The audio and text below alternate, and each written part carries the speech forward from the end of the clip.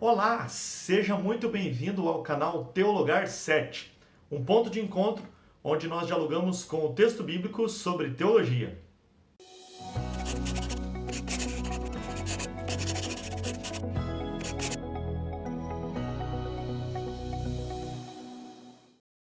Olá, amigos! No vídeo de hoje nós vamos falar sobre algo que tem gerado muitas especulações e muitas opiniões, algumas delas até bem acaloradas nos debates aí teológicos, né?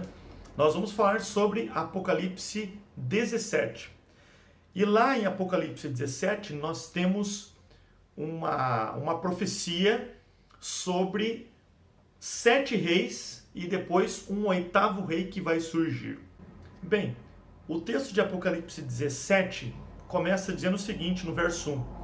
Veio um dos 7 anjos que tem as 7 taças e falou comigo dizendo: Vem, mostrar-te-ei o julgamento da grande meretriz que se acha sentada sobre muitas águas, com quem se prostituíram os reis da terra, e com o vinho de sua devassidão foi que se embebedaram os que habitam na terra. E o verso 3 diz assim: Transportou-me o anjo em espírito a um deserto, e vi uma mulher montada numa besta escarlate, besta repleta de nomes de blasfêmias, com 7 cabeças e 10 chifres. Essa expressão transportou-me o anjo em espírito tem gerado muitas especulações. João, ele foi conduzido a que período da história? Quando ele recebeu a visão, aonde ele estava no tempo da história, ok? Essa é uma pergunta importante a se fazer. Você já vai entender o porquê que esta pergunta é muito importante. Porque ele vai ter uma visão onde ele afirma estar vendo uma situação. Então, em que momento da história ele foi transportado? Ao que nós entendemos pelo próprio texto bíblico, ele foi transportado para ver o julgamento da grande meretriz. O verso 5 nos diz que na sua fronte achava-se escrito um nome, um mistério. Babilônia, a grande, a mãe das meretrizes e das abominações da terra. Então vi a mulher embriagada com o sangue dos santos e com o sangue das testemunhas de Jesus. E quando vi, admirei-me com grande espanto. Veja, a Bíblia está nos dizendo que há uma meretriz, uma prostituta, uma mulher de prostituição que está montada em uma besta. Nós devemos lembrar que no texto bíblico, mulher, no Apocalipse, no texto simbólico apocalíptico, significa uma igreja. E é dito que esta igreja, ela se prostituiu, ou seja, ela se corrompeu. Como nós já vimos nos vídeos anteriores, a igreja que se corrompe e dá origem a muitas outras igrejas é a Igreja Católica Apostólica Romana. Nós estudamos isso quando vimos, por exemplo, o Apocalipse capítulo 13, onde nós falamos sobre as 2 bestas, a que surge do mar e a que surge da terra. Agora, quem seria esta besta sobre a qual a mulher está montada? Muitas especulações também têm sido levantadas com respeito à identidade desta besta. Bem, nós entendemos aqui que o poder católico romano, a igreja romana e todo o seu sistema religioso que foi descrito em Apocalipse 13 como sendo a besta que surge do mar, aparece aqui como uma mulher que está montada sobre uma besta.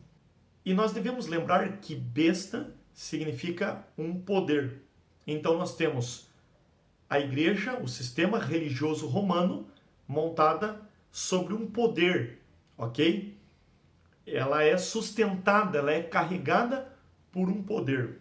O verso 7 nos introduz a problemática deste capítulo. E antes da gente seguir esse vídeo, deixe eu pontuar algo muito importante. Nós não temos base ou fundamentos precisos para afirmarmos categoricamente o que significa cada uma das partes desta profecia. É talvez um dos capítulos mais difíceis de serem entendidos, compreendidos dentro da Bíblia Sagrada. Mas hoje nós vamos tentar buscar aqui apresentar os fundamentos e pelo menos para a gente ter uma linha das possibilidades de interpretação deste capítulo. O verso 7 nos diz assim: o anjo, porém, me disse: por que te admiraste? Dir-te-ei o mistério da mulher e da besta que tem as 7 cabeças e os 10 chifres e que leva a mulher. A besta que viste era e não é, está para emergir do abismo e caminha para a destruição. E o texto então segue dando algumas informações. O verso 9 nos diz assim: aqui está um sentido que quem tem sabedoria. As 7 cabeças são 7 montes, nos quais a mulher está sentada. E esta aqui tem sido tradicionalmente interpretada pelas 7 colinas de Roma, ok? Onde fica ali a sede mundial da Igreja Católica Romana. Então, geograficamente, essa cidade é apontada como sentada sobre 7, ou fundamentada sobre 7 montes, ok? Mas o texto também nos diz que são também 7 reis. Então há uma dupla interpretação aqui. É uma questão geográfica de montes, mas também são 7 reis. A partir do verso 10, o Apocalipse vai começar a explicar então esses 7 reis. Diz assim: dos quais caíram 5, um existe e o outro ainda não chegou, e quando chegar tem de durar pouco. Você percebeu a expressão um existe? Um existe é provavelmente aonde João estava no tempo tendo a visão. Quando João viu o momento do julgamento, 5 haviam caído, um existe e o outro ainda não chegou. E a Bíblia pontua que quando chegar tem de durar pouco.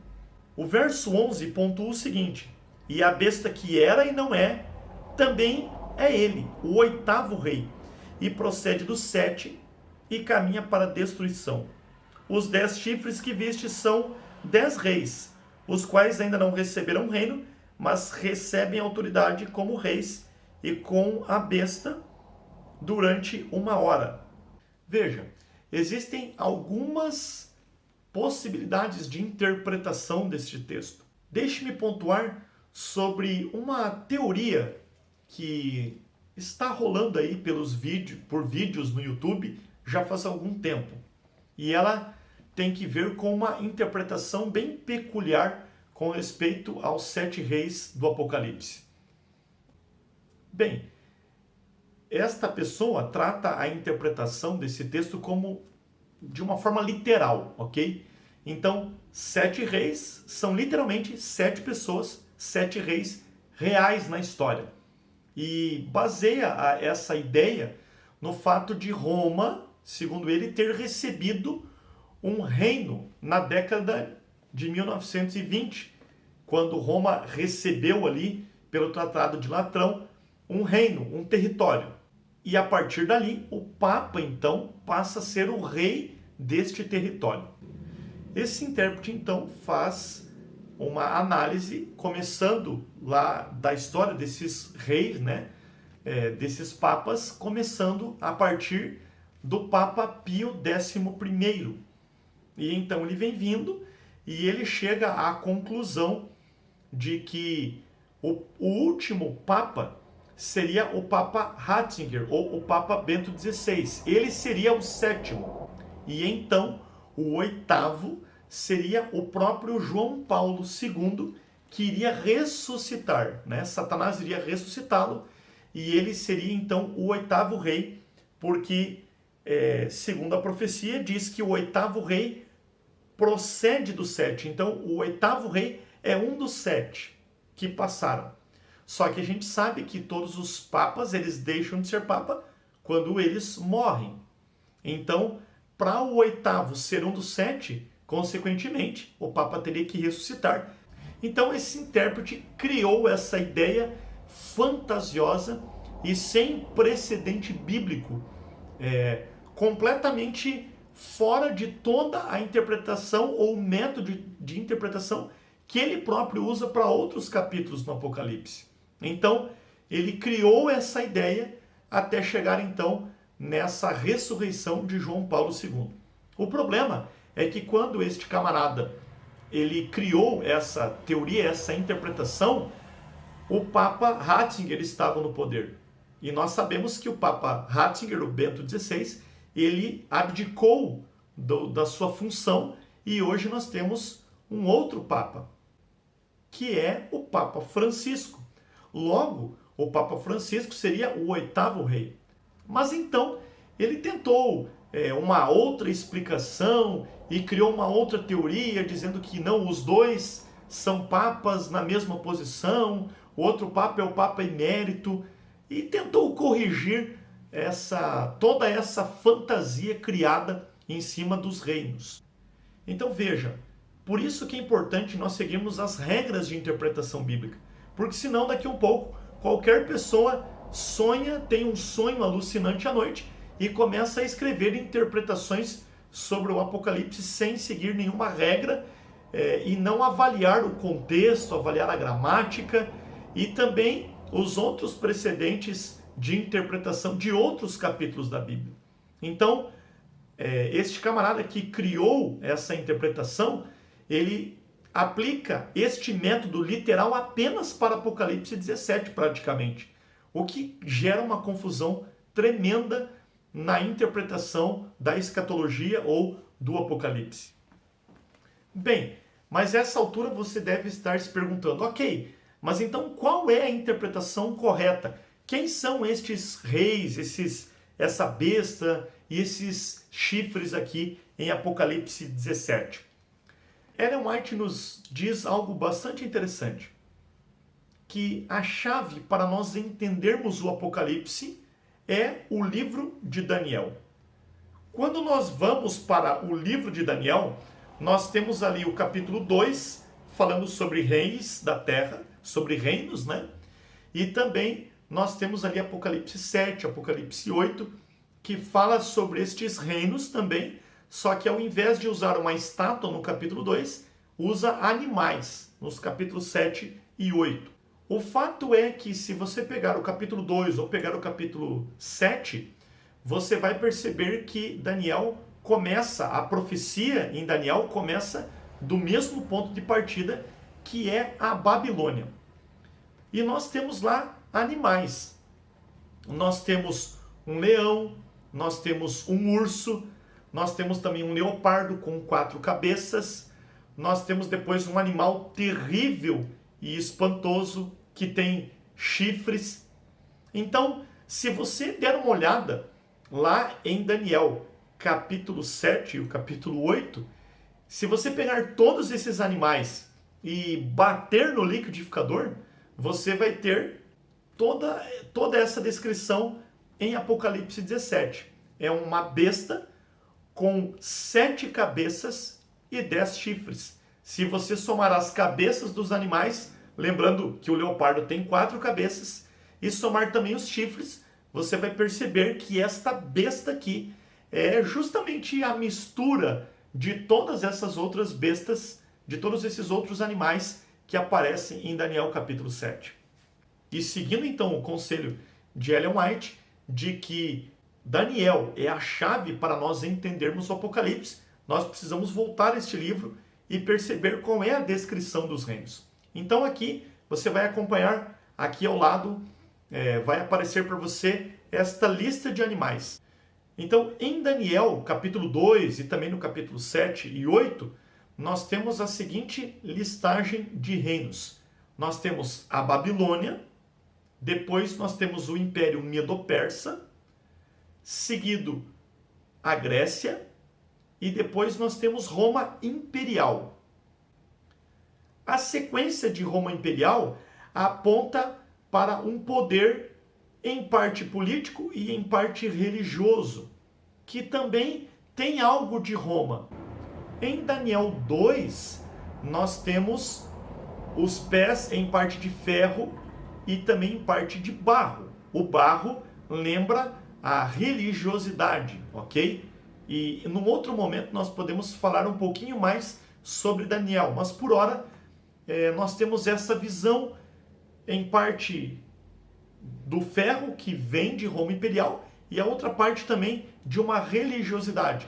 O barro como sendo uma referência à religiosidade deste poder também. Bem, tanto os pés em parte de ferro e em parte de barro, como o chifre pequeno, apontam para Roma papal, uma segunda fase de Roma.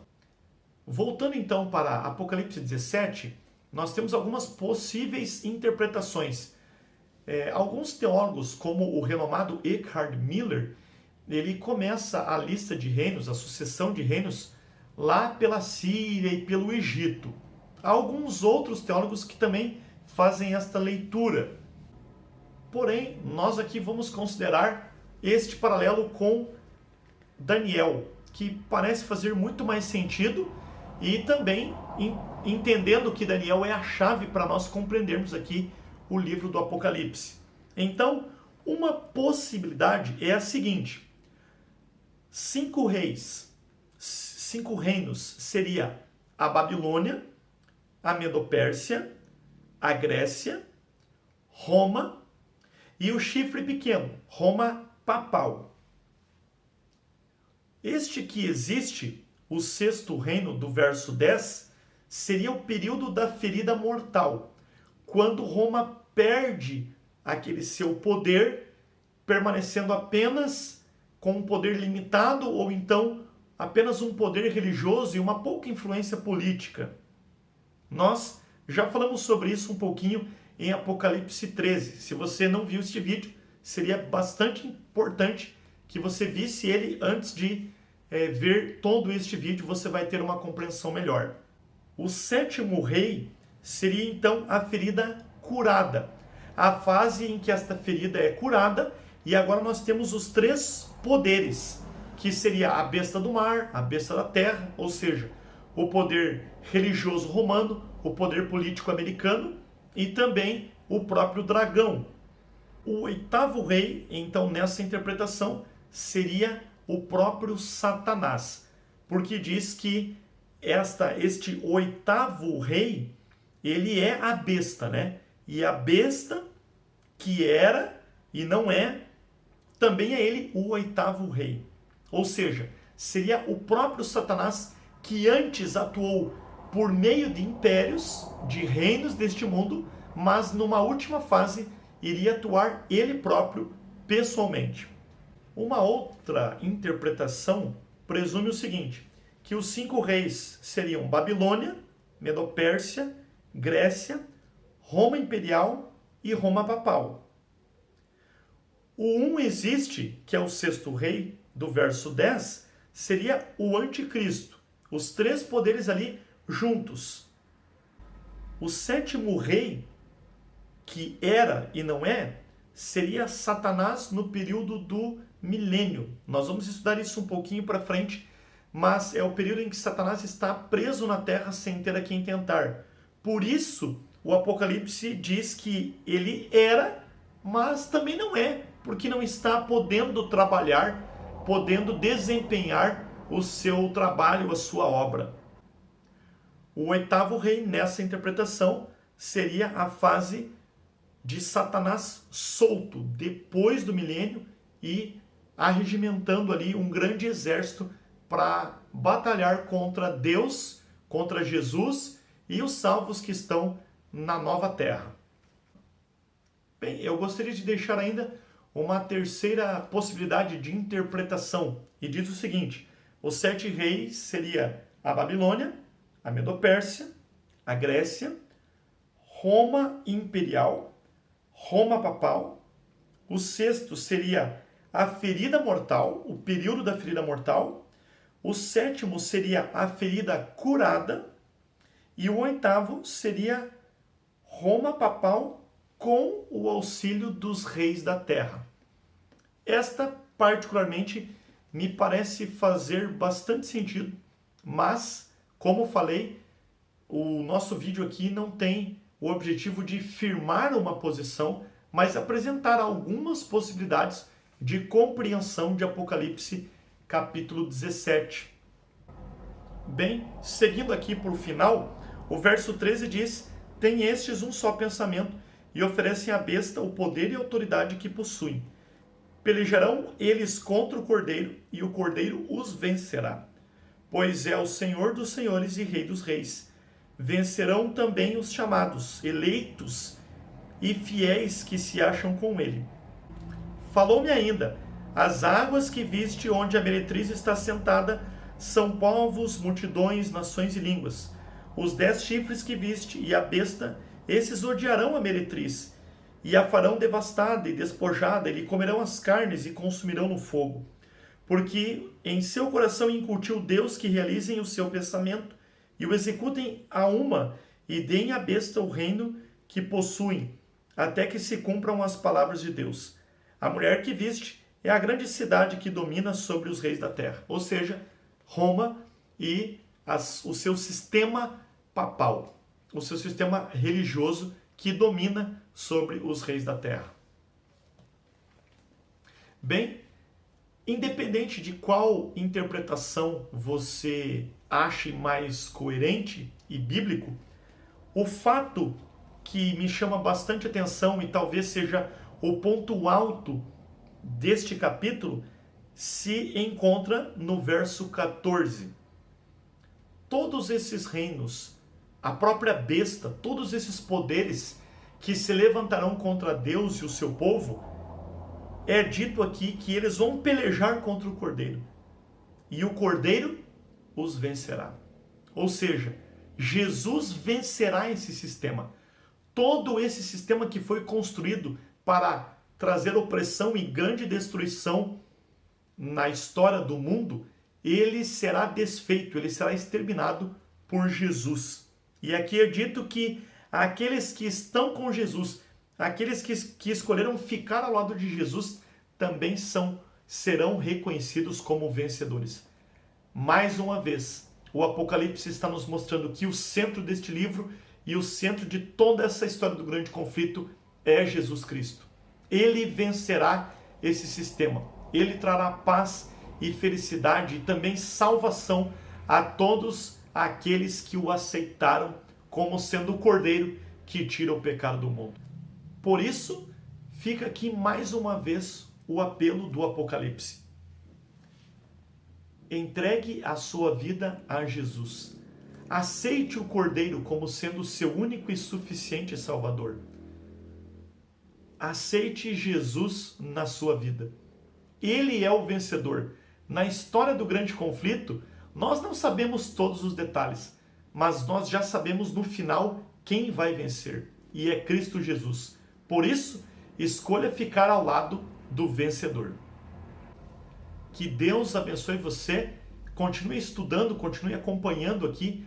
Se você gostou desse vídeo, deixe o seu like. Isso ajuda o YouTube, a plataforma, indicar para outras pessoas também. Aproveite e compartilhe este vídeo com todos os seus amigos, com seus contatos.